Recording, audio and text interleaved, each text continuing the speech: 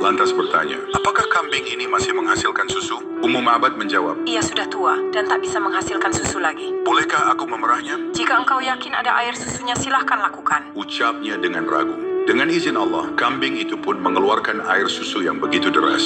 Rasulullah kemudian meminta wadah besar untuk menampung susu tersebut dan memberikannya kepada Ummu Ma'bad beserta rombongannya hingga puas. Dan sebelum Rasulullah berpamitan pergi, beliau kembali memerahkan 2 wadah besar untuk Ummu Ma'bad. Ternyata, apa yang terlihat tak berharga bisa menjadi berkah besar bagi yang beriman.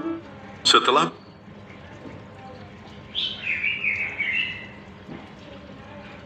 Nabi Yunus alaihi salam diutus oleh Allah untuk berdakwah di sebuah negeri bernama Ninawa. Penduduk negeri itu masih menyembah berhala dan tak mau menerima ajaran Nabi Yunus. Meski sudah bertahun-tahun menyampaikan kebenaran, hanya sedikit yang mengikuti ajarannya. Merasa kecewa dan marah, Nabi Yunus pun memutuskan untuk meninggalkan kaumnya. Dengan hati yang berat, ia berlayar meninggalkan Ninawa. Namun, di tengah perjalanan, badai besar tiba-tiba datang. Lautan bergelora, kapal terombang-ambing, dan ketakutan menyelimuti semua orang di atas kapal. Semua orang dengar, kapal kita terlalu berat. Kita harus membuang barang-barang. Kalau tidak, kapal ini akan tenggelam. Para awak kapal segera membuang semua barang yang ada. Namun, kapal tetap berguncang keras dan tidak stabil. Kapten, kita sudah buang semua barang, tapi kapal masih berat. Apa yang harus kita lakukan? Tidak ada pilihan lain. Seseorang harus turun dari kapal. Kita akan undi siapa yang harus loncat. Semua nama awak kapal diacak dan ditulis di sebuah batu. Lalu undian dilakukan. Nama yang keluar adalah Yunus. Tunggu, itu kan Yunus. Dia adalah Nabi. Tidak mungkin kita suruh dia loncat. Kita akan undi lagi untuk memastikan. Undian dilakukan untuk kedua kalinya. Namun nama yang keluar tetap Yunus.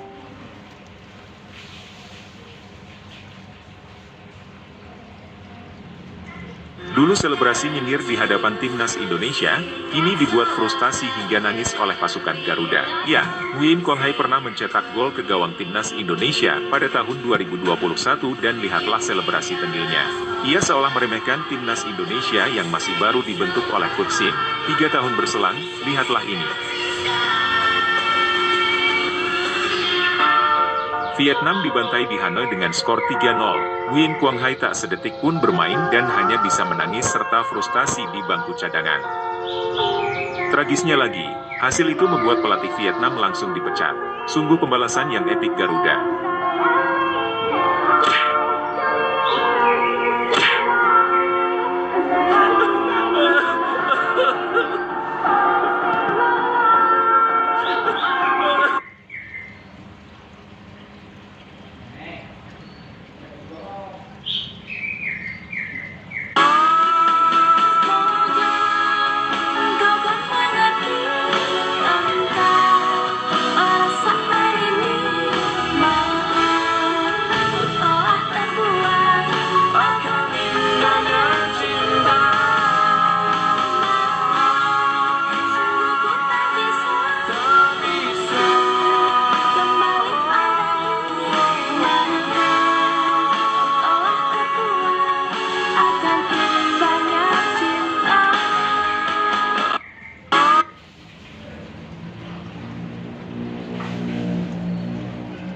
Kylian Mbappe meminum minuman berenergi dan ketika Mbappe coba mencetak gol, dia mencetak dengan cara yang spektakuler.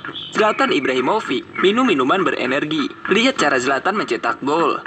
Haaland juga meminumnya, tapi sepertinya energi yang dia terima terlalu besar. Pemberat jaring gawang sampai terangkat karena tendangan Haaland. Sedangkan saat Balotelli meminum minuman berenergi, terjadi pergantian pemain. Kylian Mbappe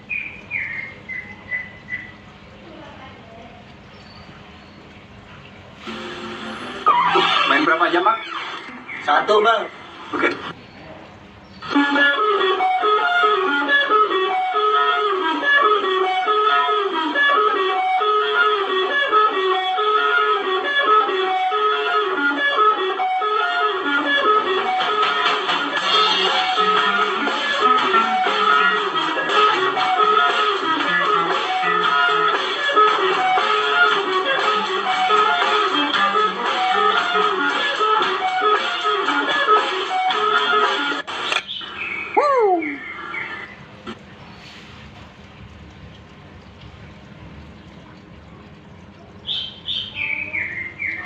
Pada tahun 2007 lalu, Pele ditunjuk Presiden FIFA untuk memberikan penghargaan pemain terbaik versi FIFA kepada Kakak. Kemudian presenter memanggil nama Messi dan Ronaldo sebagai posisi kedua dan ketiga untuk naik ke atas panggung. Tapi saat Pele memberikan penghargaannya tertukar, Ronaldo mendapat trofi posisi kedua dan Messi mendapat trofi posisi ketiga. Presenter pun menyuruh menukar trofi, diiringi semua orang mentertawakan Ronaldo. Messi juga ikut tertawa, tapi Ronaldo menjadikan itu cambuk untuk berprestasi. Di tahun berikutnya, Ronaldo memenangkan sepatu emas, Ronaldo memenangkan Ballon d'Or, Ronaldo memenangkan Liga Champions, Ronaldo memenangkan pemain terbaik UCL, Ronaldo memenangkan Liga Premier Inggris, Ronaldo pemenang Community Shield, Ronaldo pemenang Piala Dunia antar klub, Ronaldo memborong semua penghargaan individu EPL, Ronaldo pemenang PFA Player of the Year.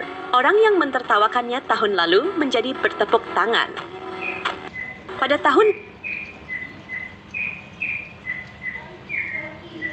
Pada zaman Nabi Musa alaihissalam, hiduplah seorang pria bernama Qarun yang awalnya miskin namun sangat taat beribadah dan dekat dengan Nabi Musa. Suatu hari, Qarun meminta Nabi Musa untuk mendoakan agar ia menjadi kaya. Wahai Nabi Musa, aku memohon agar Allah memberiku kekayaan agar aku bisa membantu umat ini. Ketahuilah Qarun, kekayaan adalah ujian. Gunakanlah dengan bijak jika Allah mengabulkan doamu. Allah pun mengabulkan doa Nabi Musa dan Qarun menjadi sangat kaya. Harta Qarun begitu melimpah, bahkan kunci gudangnya harus dibawa oleh banyak orang. Namun, kekayaan membuat Qarun menjadi sombong dan lupa akan Allah. Qarun, ingatlah bahwa ini adalah pemberian Allah. Bersyukurlah dan gunakan untuk kebaikan. Harta ini adalah hasil kerja kerasku sendiri, bukan dari siapapun. Meski Nabi Musa berkali-kali mengingatkan, Qarun tetap membantah dan keras hati. Hingga suatu malam, bumi berguncang hebat dan semua kekayaan Qarun ditelan bumi bersama dengan dirinya. Inilah balasan bagi mereka yang sombong dan ingkar. Jadikan ini pelajaran bahwa kekayaan tanpa syukur dan ketaatan takkan bertahan lama. Pada zaman